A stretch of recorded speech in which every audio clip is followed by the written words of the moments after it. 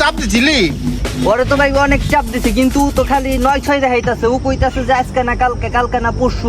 ওর বাপের নাম ভুলাম। ওই সাবিরের কাছে গেছিলি, ওই মাসুদের কাছে গেছিলি, কামালের কাছে গেছিলি?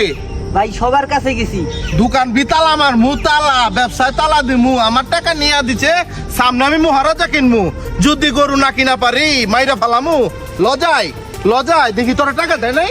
না বস, টাকা তো দেয় নাই। তোর কি বলছে?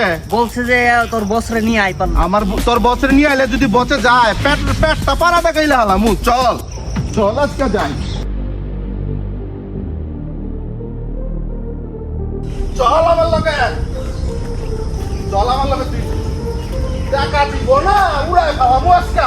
নাদিম সাহেব কি হয়েছে? চিল্লাতেছেন কি লেগে? আপনি সমস্যার সমাধান করতে পারবেন নি।